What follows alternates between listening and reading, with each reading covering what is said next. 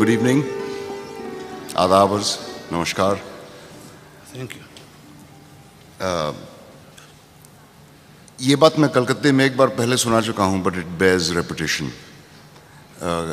करीब 150 साल पहले जब मिर्ज़ा गालिब साहब बंगाल तशरीफ़ लाए थे, तो उन्होंने बंगाल के बारे में ये कहा कि बंगाल कमाल की जगह है, यहाँ की खाक नशीनी यहाँ की हुक्मरानी से बेहतर है। ये बंगाली 100 साल आगे भी जीते हैं और 100 साल पीछे भी। और कलकत्ते जैसा शहर तो रूहे ज़मीन पे नहीं। अगर मैं मुजर्रिद होता, यानी कि बैचलर, अनमैरिड, और ख़ानादारी की जिम्मेवारियां मुझ पे हायल न होती तो सब कुछ छोड़ छाड़ के यहीं का हो जाता। कलकत्ते का जो जिक्र किया तूने हम नशी, एक तीर मेरे सीने पे मारा के हाय हाय। दीज आर गालिब साहब्स वर्ड्स। अब गालिब साहब के नाम के साथ मेरा नाम अक्सर जोड़ा जाता है। ये मेरी बहुत बड़ी खुशनसीबी भी है और बदकिस्मती भी। बदकिस्मती इसलिए कि ये बहुत बड़ी जिम्मेदारी है और मेरी तरबियत बचपन से अंग्रेज़ी ज़बान में हुई। उर्दू मैं अब भी हिज्जे कर कर के पढ़ता हूँ। और ना सिर्फ ये कि मैं उर्दू का क़तई आलिम नहीं हूँ, बल्कि उर्दू शायरी के बारे में मेरा इल्म जो है वो बहुत ही मुख्तसर है। और खुशनसीबी इस तरह से कि अपने काम के बहाने, अपने काम के ज़रिए ऐसे ऐसे लोगों के कलाम के साथ तारुफ़ हुआ जिनसे मैं बिल्कुल आशना नहीं था, जिनके बारे में मुझे मालूम भी नहीं था। ना सिर्फ गालिब साहब और फैज़ साहब, बल्कि सादत हसन मंटो साहब, इस्मत आपा, प्रेमचंद जी, मुंशी प्रेमचंद जी, राजेंद्र सिंह बेदी साहब वग़ैरह।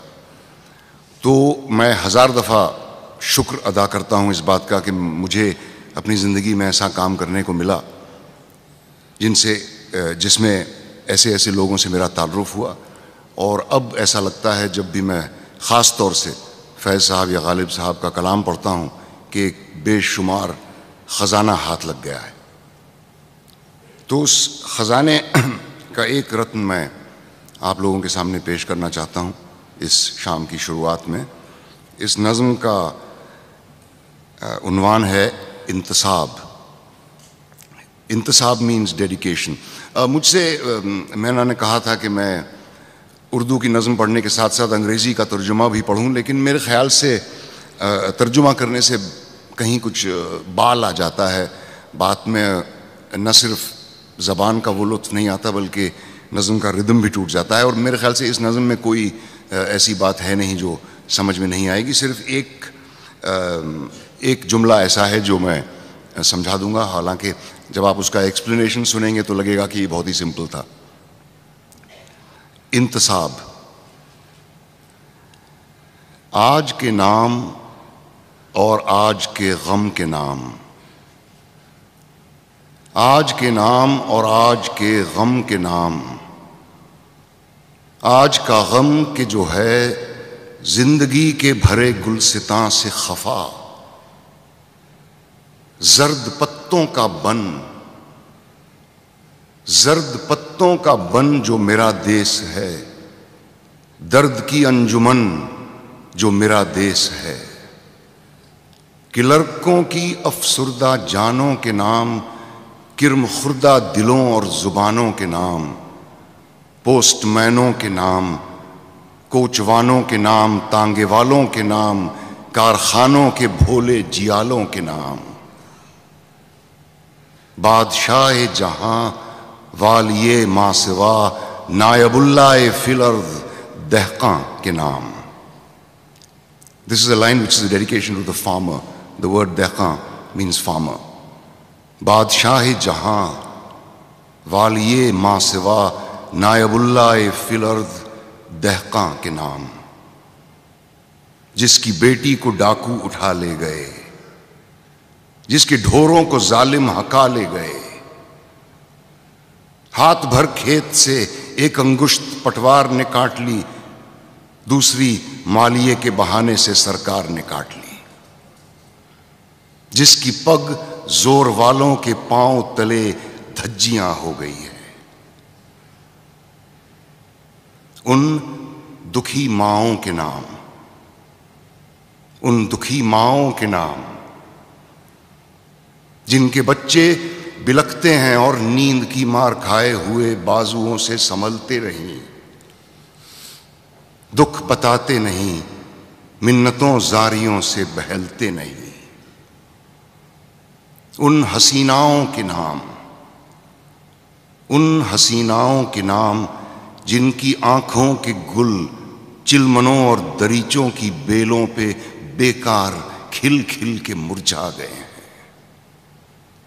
उन ब्याहताओं के नाम, उन ब्याहताओं के नाम जिनके बदन बेमोहब्बत रियाकार सेजों पे सज सज के उकता गए हैं।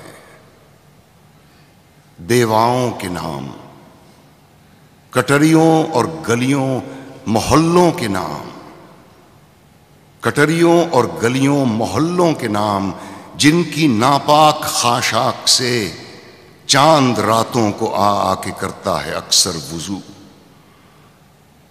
जिनके साये से होती है आह बुका, आंचलों की हिना, चूड़ियों की खनक, काकुलों की महक, आरजूमंद सीनों की अपने पसीने में जलने की बू।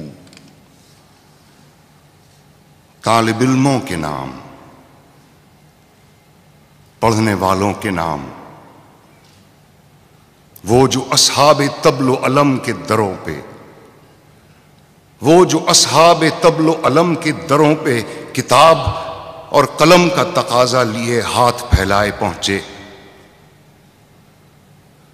पर लौट के घर ना आए वो मासूम, वो जो भोलपन में अपने नन्हे चरागों में लौ की लगन लेके पहुंचे, जहां बंट रहे थे घटा टोप बेअंत रातों के साए। उन असीरों के नाम, उन असीरों के नाम जिनके सीनों में फरदा के शब्ताब गौहर जेल खाने की शोरीदा रातों की सरसर में जल जल के अंजुम नुमा हो गए हैं। आने वाले दिनों के सफीरों के नाम, आने वाले दिनों के सफीरों के नाम, वो जो खुशबुए गुल की तरह अपने पैगाम पर खुद फिदा हो गए हैं।